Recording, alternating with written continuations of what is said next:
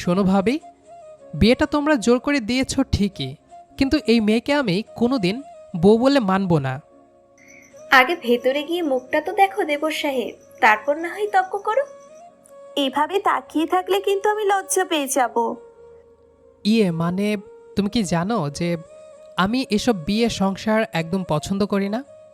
জানি, আমি আপনাকে জোর করে সংসারী বানাতে আসিনি, শুধু আপনার পাশে থাকতে এসেছি। কিরে, রাইডে যাবি না? বউ পেয়ে কি শেষমেশ বাইক চালানোও ভুলে গেলি নাকি? কিছুক্ষণ আগে বিয়ে করে বাসায় বউ নিয়ে আসলাম, তবে এখন পর্যন্ত বউয়ের মুখ দেখিনি, না ছবিতে না বাস্তবে। তার কারণ হচ্ছে বিয়েটা আমার অমতে হয়েছে। আমি কিছুতেই রাজি ছিলাম না এই বিয়েতে। বিষয়টি যে এই মেয়েকে নিয়ে তা না, অন্য কোনো মেয়ে হলেও আমি বিয়ে করতাম না।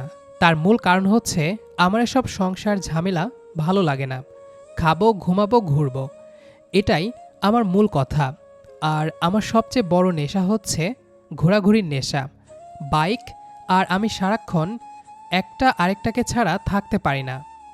আর এসব দেখেই আম্মু আর ভাবি মিলে এই বিয়ের ব্যবস্থাটা করলো। ওনাদের মতে আমি বিয়ে করলে কিছুটা ভালো হব, আলতু-ফালতু কিছু করব না। তাই আম্মু আর ভাবি মিলে মেয়ে দেখা শুরু করে। প্রথমে আমি বিষয়টাকে পাত্তা না দিলেও পরবর্তীতে এটাই আমার ঘাড়ে এসে বসে, আর শেষমেশ বসতে হয় বিয়ের পিঁড়িতে। আর তাই রাগ করে আর মেয়ের ছবি দেখিনি, তবে আম্মু এবং ভাবির মুখে শুনেছি মেয়ের নাম মানজিয়া, সে দেখতে অনেক সুন্দর। তাতে আমার কি, আমি তো কখনোই ওই মেয়েকে বউ হিসেবে মানব না। এসব ভাবছিলাম, এমন সময় পেছন থেকে কেউ একজন গায়ে টোকা দিল। কি ব্যাপার দেবর সাহেব, এভাবে এখানে দাঁড়িয়ে আছেন কেন? ভেতরে যে বউ অপেক্ষা করছে তার কোনো খেয়াল আছে? কিসের বউ? এসব বিয়ে আর বউ কোনোটাই আমি মানি না। তোমরা সবাই জোর করে আমাকে বিয়ে করিয়েছ। যা করেছি তা তো ভালোর জন্যই। এখন হয়তো ভুল বুঝছো, কিন্তু কিছুদিন পর বউয়ের আদর খেয়ে তখন নিজেই এসে ধন্যবাদ দেবে। ফালতু কথা বলবা না একদম। আচ্ছা আচ্ছা হয়েছে, এবার যাও, ভেতরে যাও। বলেই ভাবি আমাকে জোর করে ভেতরে ঢুকিয়ে দিল। আমি ভেতরে ঢুকে দরজাটা লাগিয়ে দিলাম। পুরো ঘরটা ফুল দিয়ে সাজানো, চারিদিকে হালকা গোলাপের সুবাস, বিছানার ওপর লাল গোলাপের পাপড়ি ছড়িয়ে রাখা, একদম সিনেমার মতো একটা পরিবেশ। আমি একটু বিরক্তি নিয়েই ধীরে ধীরে সামনে এগোলাম। মনে মনে ভাবছি, যাই হোক, কিছুক্ষণ বসে থাকবো, তারপর কোনো একটা অজুহাত দিয়ে বের হয়ে যাব।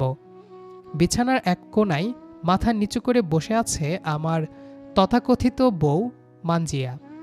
লাল শাড়ি, মাথায় ঘোমটা, একদম চুপচাপ।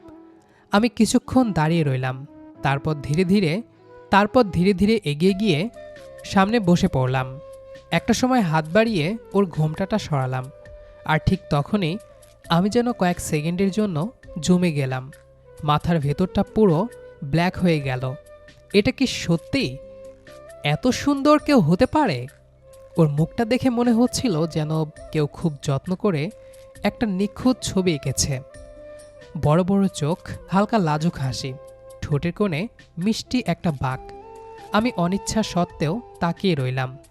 আমি চুপ করে তাকিয়ে আছি দেখে হঠাৎ ও হালকা করে বলল, এভাবে তাকিয়ে থাকলে কিন্তু আমি লজ্জা পেয়ে যাব। ওর কণ্ঠটা শুনে যেন বুকের ভেতর কেমন একটা কাঁপন লাগলো। এত মিষ্টি, এত নরম গলা। আমি হকচকিয়ে গেলাম। মানে আমি ইয়ে মানজিয়া হালকা করে হাসল। আপনি কি সব সময় এত চুপচাপ থাকেন, নাকি আজকে বিশেষ দিন বলে কথা বলতে ভুলে গেছেন? আমি একটু সামলে নিয়ে বললাম, না মানে আমি এমন না। মানজিয়া একটু সামনে ঝুঁকে আমার দিকে তাকিয়ে বলল, তাহলে কেমন? ওর চোখের দিকে তাকাতেই আবার হারিয়ে গেলাম। এই মেয়েটা শুধু সুন্দর না, বিপজ্জনক রকমের সুন্দর। আমি অন্যদিকে তাকিয়ে বললাম, আমি আসলে এসব বিয়েটিয়ে পছন্দ করি না। মানজিয়া চুপ করে কয়েক সেকেন্ড আমার দিকে তাকিয়ে রইল, তারপর খুব শান্ত গলায় বলল, জানি। আমি অবাক হয়ে ওর দিকে তাকালাম। মানজিয়া মাথা নেড়ে বলল, আপনার আম্মু আর ভাবি আমাকে সব বলেছেন। আপনি বিয়ে করতে চান না, ঘুরতে ভালোবাসেন, বাইক নিয়ে থাকতে ভালো লাগে। আমি একটু অপ্রস্তুত হয়ে গেলাম। মানজিয়া আবার হালকা হাসলো। ভয় পাবেন না, আমি আপনাকে জোর করে সংসারী বানাতে আসিনি। আমি ভ্রুকুচকে বললাম, তাহলে? আমি শুধু আপনার পাশে থাকতে এসেছি। আপনি যতটুকু জায়গা দেবেন আমি ততটুকুই থাকবো। ওর কথাগুলো শুনে বুকের ভেতরটা কেমন যেন হয়ে গেল। এই মেয়েটা এতটা সহজ কিভাবে হতে পারে? আমি কিছু বলার আগেই মানজিয়া হঠাৎ আমার হাতটা ধরে ফেলল। আমি একটু চমকে উঠলাম। মানজিয়া নিচু গলায় বলল, একটা কথা বলি, বলো। আপনি চাইলে আজকে কিছুই হতে হবে না। আমি চুপ করে রইলাম। মানজিয়া আবার বলল, তবে একটা শর্ত আছে। কি শর্ত? আজকের রাতটা আপনি আমাকে শুধু অপরিচিত হিসেবে দেখবেন না, একটু হলেও আপনার ভাববেন। ওর কথাটা শুনে বুকের ভেতর কেমন একটা নরম অনুভূতি তৈরি হলো। আমি ধীরে ধীরে বললাম, চেষ্টা করতে পারি। মানজিয়া হাসল, তারপর আস্তে করে আমার কাঁধে মাথা রাখল। আমি প্রথমে একটু অস্বস্তি পেলেও কিছুক্ষণ পর নিজেই বুঝতে পারলাম এই অনুভূতিটা খারাপ না। আমি ধীরে ধীরে হাতটা তুলে ওর হাতের ওপর রাখলাম। মানজিয়া ফিসফিস করে বলল, জানেন, আপনি যতটা রাগী ভাব দেখান ভেতরে ততটা না। আর তুমি যতটা শান্ত দেখাও তার থেকেও বেশি ঝামেলার মনে হচ্ছে। মানজিয়া হেসে ফেলল। তাহলে তো ঠিকই ম্যাচ হয়েছে। কিভাবে? আপনি ঘুরতে ভালোবাসেন আর আমি আপনাকে নিয়ে ঘুরতে ভালোবাসবো। মানজিয়ার কথাটা শুনে আমি কয়েক সেকেন্ড চুপ করে রইলাম। মনে হচ্ছিল এই মেয়েটা শুধু কথা বলছে না, আমার ভেতরের সব দেওয়ালগুলো আস্তে আস্তে ভেঙে দিচ্ছে। আমি একটু হেসে বললাম, তুমি তো দেখি প্ল্যান করেই আসছো। একটু তো করতেই হয়, না হলে এমন জেদি মানুষকে সামলাবো কিভাবে? আমি অবাক হয়ে ওর দিকে তাকিয়ে রইলাম। এই প্রথম কোনো মেয়ে আমাকে এভাবে ঠাট্টা করছে, আর অদ্ভুতভাবে আমি রাগও করতে পারলাম না। আমি হালকা গলায় বললাম, আমি এতটাই জেদি নাকি? আপনি জেদি না, আপনি আসলে নিজের মতো থাকতে ভালোবাসেন। আমি শুধু আপনার জীবনের একটা অংশ হতে চাই। কথাগুলো শুনে বুকের ভেতরটা আবার কেমন যেন হয়ে গেল। আমি একটু নরম হয়ে বললাম, কিন্তু আমি তো এসব সংসার দায়িত্ব বুঝি না। আপনাকে কিছু বুঝতে হবে না, আমরা ধীরে ধীরে শিখে নেব একসাথে।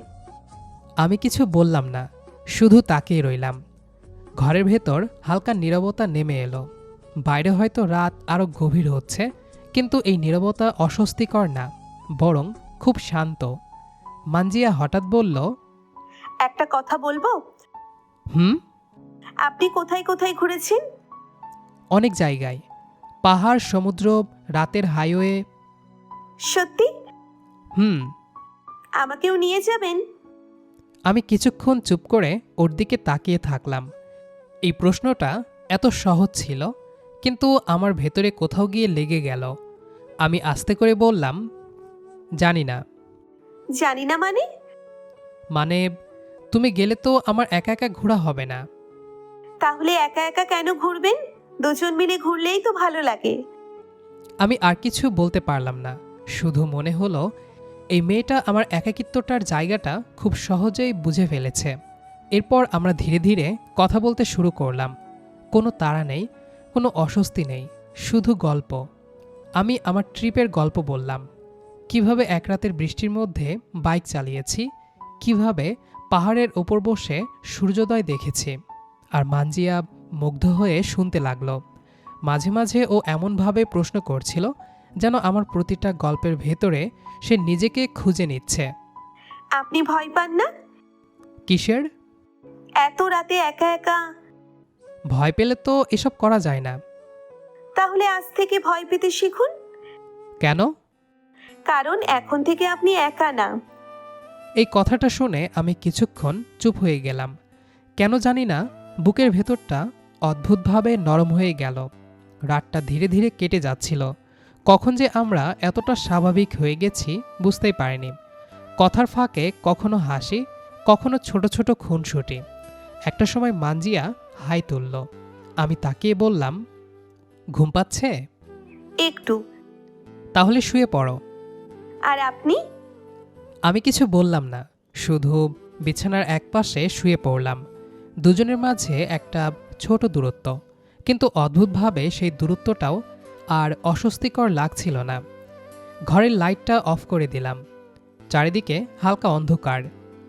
ভোরবেলা হালকা রোদ এসে পড়ছে জানালার ফাঁক দিয়ে, আর সাথে পাখির কিচিরমিচির শব্দ। আমি ধীরে ধীরে চোখ খুললাম। প্রথমে কিছুই বুঝতে পারছিলাম না, তারপর হঠাৎ মনে পড়ল আমার তো বিয়ে হয়ে গেছে। আমি একটু ঘুরে তাকালাম। মানজিয়া আমার পাশে শুয়ে আছে, চুলগুলো এলোমেলো হয়ে মুখের ওপর পড়ে আছে, ঘুমন্ত মুখে একদম শান্ত একটা ভাব। আমি কিছুক্ষণ চুপ করে তাকিয়ে রইলাম। কাল রাতের সব কথাগুলো মনে পড়তে লাগলো, আর অদ্ভুতভাবে ঠোঁটের কোণে হালকা একটা হাসি চলে এলো। এই মেয়েটা সত্যি অন্যরকম। ঠিক তখনই দরজায় জোরে ধাক্কা পড়ল। আমি বিরক্ত হয়ে বললাম, কে? বাইরে থেকে ভাবির চেনা কণ্ঠ। দরজা খুলবা না ভেঙে ঢুকবো? আমি ধীরে ধীরে উঠে দরজার দিকে গেলাম। দরজা খুলতেই ভাবি একদম সামনে দাঁড়িয়ে, মুখে সেই দুষ্টু হাসি। ওহো, দেবর সাহেবকে তো বেশ ফ্রেশ মনে হচ্ছে। আমি বিরক্ত হয়ে বললাম, কি হয়েছে সকাল সকাল? সকাল সকাল না, অনেক দেরি হয়ে গেছে। রাতে কি ঠিক ঘুম আসেনি নাকি? আমি কিছু বলতে যাচ্ছিলাম, ঠিক তখনই ভাবি আমার পাশ দিয়ে উকি দিয়ে ভেতরে তাকালো। মানজিয়া তখনও ঘুমাচ্ছে। ভাবি ফিসফিস করে বলল, আরে বাহ, নতুন বউ তো দেখি নাক ডেকে ঘুমাচ্ছে। নিশ্চয়ই রাতে ঘুম ভালো হয়নি। আমি একটু অপ্রস্তুত হয়ে বললাম, ধীরে কথা বলো, ঘুমাচ্ছে। ওহো, এত কেয়ার কবে থেকে শুরু হলো? ভাবি প্লিজ। ভাবি হেসে ফেলল, তারপর একটু জোরে বলল, মানজিয়া, ওঠো বোন, তোমার স্বামী তো সকাল থেকেই তোমাকে পাহারা দিচ্ছে। এরই মধ্যে মানজিয়া নড়েচড়ে উঠল। ধীরে ধীরে চোখ খুলে চারিদিকে তাকালো। প্রথমে একটু বোঝার চেষ্টা করলো, তারপর আমাদের দুজনকে একসাথে দেখে হালকা লজ্জা পেল। মানজিয়া উঠে বসে আস্তে করে বলল, আসসালামু আলাইকুম। ওয়ালাইকুম আসসালাম, কেমন আছো? জি ভালো। ভাবি আবার আমার দিকে তাকিয়ে বলল, এক রাতেই তো সব ঠিকঠাক হয়ে গেছে দেখি। আমি বিরক্ত হয়ে বললাম, কিছুই হয়নি। ভাবি মুচকি হেসে বলল, হ্যাঁ হ্যাঁ, আমরা তো কিছুই বুঝি না। মানজিয়া মাথা নিচু করে হালকা হেসে ফেলল। আমি একদম চুপ, কিন্তু ভিতরে ভিতরে একটু ভালোই লাগছিল। ভাবি হঠাৎ বলল, ঠিক আছে, এখন তোমরা রেডি হয়ে নিচে আসো, সবাই অপেক্ষা করছে। তারপর যাওয়ার সময় আমার কানের কাছে এসে ফিসফিস করে বলল, তাড়াতাড়ি গুড নিউজটা দিয়ে দিও। বলেই ভাবি চোখ টিপে চলে গেল। মানজিয়া কিছুটা বুঝতে পেরে লজ্জায় লাল হয়ে গেল। আমি ওর দিকে একটু তাকিয়ে হেসে ফেললাম। ভাবির কথা সিরিয়াসলি নেওয়ার কিছু নেই, ওনার কাজই হচ্ছে এসব বলে মানুষকে অস্বস্তিতে ফেলা। মানজিয়া মুখ তুলে একবার আমার দিকে তাকালো, তারপর আবার চোখ নামিয়ে ফেলল। ঘরের ভেতর একটা অদ্ভুত নরম নীরবতা নেমে এলো। আমি বললাম, আচ্ছা তুমি রেডি হও, আমি বাইরে যাই। মানজিয়া মাথা নাড়িয়ে সম্মতি দিল। আমি নিচে নামতেই ডাইনিং টেবিলের পাশে ভাবি দাঁড়িয়ে বলল, অবশেষে হাজির হয়েছে নববিবাহিত বর সাহেব। আমি চেয়ারে বসতে বসতে বললাম, ভাবি প্লিজ সকাল সকাল শুরু কইরো না। আমি তো কিছুই বলিনি, তুমি নিজেই সব বুঝে নিয়েছো। আমি চুপ করে রইলাম। ঠিক তখনই ভাবি একটু কাছে এসে আস্তে করে বলল, কিরে, মেয়েটা কেমন? আমি কিছুক্ষণ চুপ থেকে বললাম, ভালো। শুধু ভালো? এত সুন্দর মেয়েকে দেখে এইটুকুই? আমি একটু বিরক্ত হয়ে বললাম, ভাবি। আচ্ছা আচ্ছা ঠিক আছে, কিন্তু একটা কথা বলি। আমি অবাক হয়ে বললাম, কি দেখছো? এটাই যে তুমি আর আগের মতো নেই। আমি কিছু বললাম না, কিন্তু মনে মনে জানতাম কথাটা পুরো ভুলও না। এর মধ্যে মানজিয়া নিচে নেমে এলো। সাদামাটা একটা ড্রেস, ভেজা চুল, মেকআপ ছাড়া আরও সুন্দর লাগছে। আমি একদম অজান্তেই তাকিয়ে রইলাম। ভাবি সেটা খেয়াল করল, আর সাথে সাথে ফিসফিস করে বলল, দেখেছো তো, এখন সময় আছে, সামলে নাও। মানজিয়া এসে সবাইকে সালাম দিল, তারপর চুপচাপ আমার পাশে এসে বসল। আমার দিকে তাকিয়ে আস্তে করে বলল, আপনি খেয়েছেন? না, এখনো না। ঠিক তখনই ভাবি আমাদের দুজনের দিকে তাকিয়ে ঠোঁট বাঁকিয়ে বলল, আরে মানজিয়া, তুমি এই ভেজা চুল নিয়ে বসে আছো কেন? মানজিয়া একদম থমকে গেল, চোখ নিচু করে ফেলল সাথে সাথে। আমি বুঝতে পারছিলাম ও কতটা লজ্জা পাচ্ছে। আমি কিছু বলতে গিয়ে থেমে গেলাম। মানজিয়া আস্তে করে নিজের ভেজা চুলগুলো কাঁধের একপাশে সরিয়ে নিল। তারপর খুব নরম গলায় বলল, আসলে গোসল করেছিলাম তাই ভেজা। হ্যাঁ হ্যাঁ বুঝছি, এত কিছু বলতে হবে না। এইবার মানজিয়া লজ্জায় একদম লাল হয়ে গেল। আমি ওর দিকে তাকিয়ে হালকা করে বললাম, ইগনোর করো। মানজিয়া একটু তাকিয়ে ছোট করে হাসল। খাবার আসলো টেবিলে। আমি খেতে শুরু করলাম। হঠাৎ খেয়াল করলাম মানজিয়া খুব আস্তে আস্তে খাচ্ছে। আমি নিচু গলায় বললাম, খেতে সমস্যা হচ্ছে? না, শুধু একটু লজ্জা লাগছে। আমার সাথে থেকেও? হুম। খাওয়া দাওয়া শেষে সবাই যে যার মতো ব্যস্ত হয়ে পড়ল। আমি আর মানজিয়া রুমে এসে গল্প করতে লাগলাম। হঠাৎ আমার মোবাইলটা বেজে উঠল। তাকে দেখি আমার এক ফ্রেন্ড কল দিছে, তাই কলটা রিসিভ করে লাউডে দিলাম। হ্যালো। কী রে বেটা, কী খবর? এই তো ভালো, তোর? চলছে একরকম। সিঙ্গেল মানুষের দিন আর কেমন যাবে? যাকগে সেসব কথা। শোন, বিকালে প্ল্যান করেছি, সবাই মিলে রাইডে বের হব, তুইও চল। আমি কিছুক্ষণ চুপ থেকে মানজিয়ার দিকে তাকালাম। সেও আমার দিকেই তাকিয়ে আছে। ওপাশ থেকে আবার, কিরে, কথা বলছিস না কেন? না রে, আজকে বের হব না, ভালো লাগছে না। তোরা সবাই যা। কি, তুই যাবি না? শরীর ঠিক আছে তো তোর? হ্যাঁ ঠিক আছে, তোরা যা, আজকে আমার ভালো লাগছে না। হ্যাঁ হ্যাঁ, বুঝতে পারছি। বউ পেয়েছে তো, তাই এখন আর আসবা না। যাকগে, এনজয় করো মামা, বাই। ফোনটা কেটে দিতেই রুমের ভেতর হালকা নীরবতা নেমে এলো। আমি কিছুক্ষণ চুপ করে বসে রইলাম। জানি না কেন আজ প্রথমবারের মতো বাইক রাইডের অফারটা ফিরিয়ে দিয়ে আমার খারাপ লাগলো না, বরং কেমন একটা অদ্ভুত শান্তি লাগছিল। আমি ধীরে ধীরে মাথা ঘুরিয়ে মানজিয়ার দিকে তাকালাম। সে তখনও আমার দিকেই তাকিয়ে আছে। চোখে কেমন যেন এক মিশ্র অনুভূতি, খুশি, লজ্জা আর একটু অবাক হওয়া। মানজিয়া আস্তে করে বলল, আপনি সত্যি যাবেন না? আমি হালকা হেসে বললাম, না, আজ যেতে ইচ্ছে করছে না। মানজিয়া কিছু বলল না, শুধু হালকা করে মাথা নাড়িয়ে একটা ছোট্ট হাসি দিল। কিন্তু আমি বুঝতে পারছিলাম ওর ভিতরে কোথাও একটা খুশি কাজ করছে। আমি একটু দুষ্টুমি করে বললাম, কেন, তুমি কি চাইছিলে আমি যাই?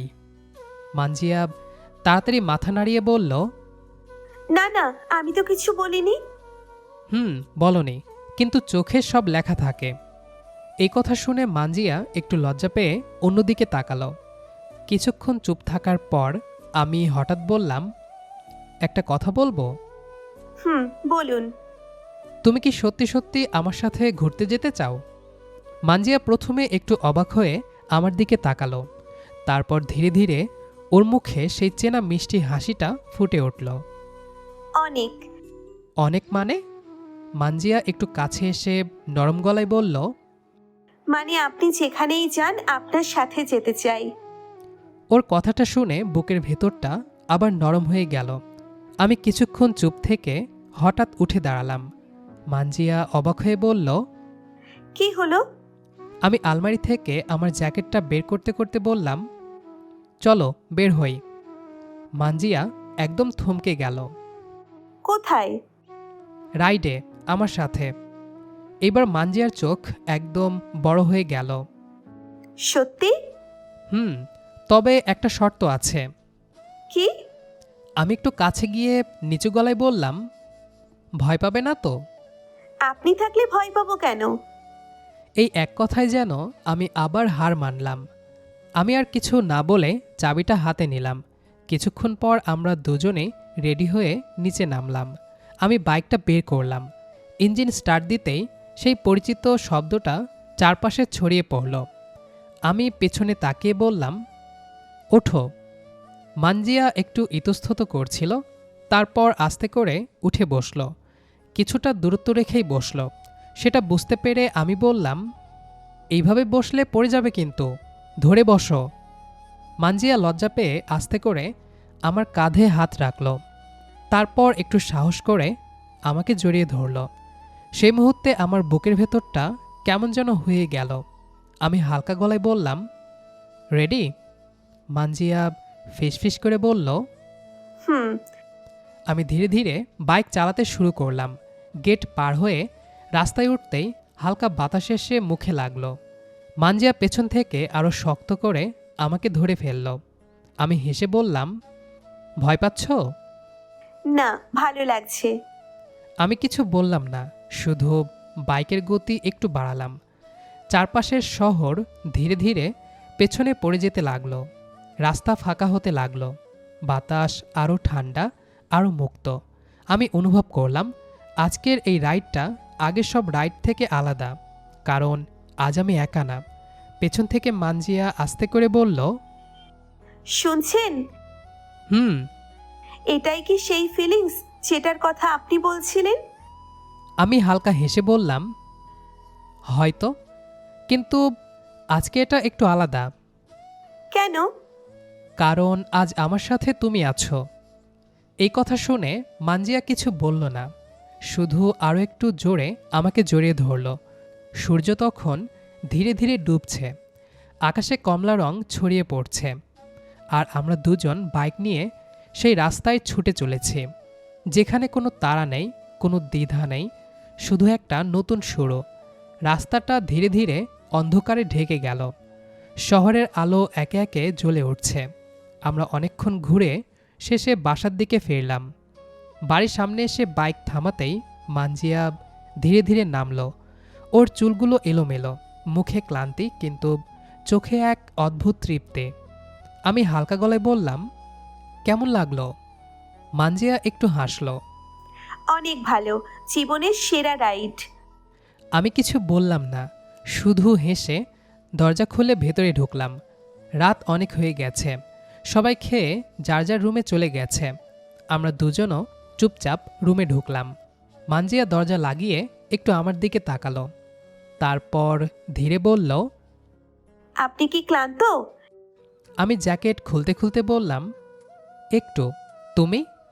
একটুও না। আমি অবাক হয়ে তাকালাম, এত ঘোরার পরেও? হুম। আমি বিছানার একপাশে বসে পড়লাম। মানজিয়া আলমারি থেকে কাপড় নিয়ে আস্তে করে বলল, আমি একটু ফ্রেশ হয়ে আসি। হুম, যাও।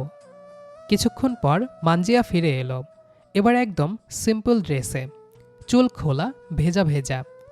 ওকে দেখে মনে হচ্ছিল আগের থেকেও বেশি শান্ত, বেশি নিজের মতো। আমি তাকিয়ে থাকতে থাকতে বললাম, তুমি সবসময় এমনই থাকো? কেমন? মানে এত সহজ? ও একটু হেসে বলল, আপনি কঠিন বলেই হয়তো আমি সহজ। আমি লাইটটা একটু ডিপ করে দিলাম। ঘরের ভেতর নরম আলো। মানজিয়া ধীরে ধীরে এসে আমার পাশে বসল। কিছুক্ষণ দুজনেই চুপ। তারপর আমি ধীরে ধীরে ওর হাতটা ধরলাম। এবার ও আর হাত সরালো না, বরং আস্তে করে আরও কাছে এলো। ওর চুলের গন্ধটা হালকা করে ভেসে আসছিল। মানজিয়া আমার কাঁধে মাথা রেখে চুপ করে আছে। ঘরের ভেতর হালকা নীরবতা, শুধু দুজনের নিঃশ্বাসের শব্দ। আমি কিছুক্ষণ চুপ থেকে খুব আস্তে বললাম, মানজিয়া, একটা কথা বলবো? ও নড়ল না, শুধু ফিসফিস করে বলল, হুম, বলুন। আমি একটু ইতস্তত করে বললাম, আমি মানে তোমাকে একটু কাছে টানতে পারি? কথাটা বলেই নিজেই কেমন অপ্রস্তুত হয়ে গেলাম। আগে কখনো কারো কাছে এমনভাবে অনুমতি চাইতে হয়নি। মানজিয়া কয়েক সেকেন্ড চুপ করে রইল, তারপর ধীরে ধীরে মাথা তুলে আমার দিকে তাকালো।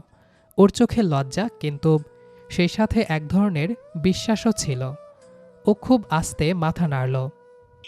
হুম। ওর সেই ছোট্ট সম্মতিটাই যেন আমার ভেতরের সব দ্বিধা দূর করে দিল। আমি খুব ধীরে সাবধানে ওকে নিজের দিকে টেনে নিলাম, যেন একটুও অস্বস্তি না হয়। মানজিয়া এবার নিজে থেকেই আমার বুকে মাথা রাখল। ওর চুলগুলো আমার গালে ছুঁয়ে যাচ্ছিল। বুকের ভেতরটা কেমন যেন শান্ত হয়ে যাচ্ছিল। আমি আলতো করে ওর হাতটা ধরলাম। আঙ্গুলগুলো জড়িয়ে গেল একসাথে। কিছুক্ষণ পর সাহস করে আবার বললাম, আরেকটু কাছে আসবো? মানজিয়া এবার হালকা লজ্জা পেয়ে চোখ নামিয়ে ফেলল। তারপর খুব আস্তে বলল, আপনি এত পারমিশন নিয়ে সব করবেন? আমি হেসে ফেললাম। তারপর ধীরে ধীরে ওর গালটায় স্পর্শ করলাম। মানজিয়া চোখ বন্ধ করে নিল। ওর নিঃশ্বাসটা একটু ভারী হয়ে উঠল। আমি খুব নরম করে ওর কপালে, তারপর গালে একটা চুমু খেলাম। মানজিয়া হালকা কেঁপে উঠল, কিন্তু দূরে সরে গেল না, বরং আরও একটু কাছে এলো। ঘরের আলো আরও নরম হয়ে এলো। বাইরে হয়তো রাত অনেক গভীর, কিন্তু এই ছোট ছোট ছোঁয়া, এই লাজুক ভালোবাসা, সব মিলিয়ে একটা নতুন সম্পর্ক ধীরে ধীরে সত্যি হয়ে উঠল। মাঝে মাঝে আমাদের একাকিত্বের দেওয়ালে এমন কেউ টোকা দেয় যে নিমিষেই সব বদলে যায়। যে ছেলেটা বাইক নিয়ে পাহাড়ের সমুদ্রে ঘুরে বেড়াতো, আজ সে একজোড়া মায়াবী চোখের মায়ায় বন্দী। সংসার মানেই কি শুধু দায়িত্ব, নাকি প্রিয় মানুষের সাথে এক নতুন পথ চলা? মানজিয়া আর আমার এই নতুন শুরুর গল্পটি আপনাদের কেমন লাগলো তা অবশ্যই কমেন্টে জানাবেন। ভালো লাগলে লাইক দিন এবং আমাদের চ্যানেলের পরবর্তী গল্পগুলো শুনতে সাবস্ক্রাইব করে পাশেই থাকুন। আজ এ পর্যন্তই, দেখা হবে অন্য কোনো গল্পে। সবাই ভালো থাকুন। আল্লাহ হাফেজ।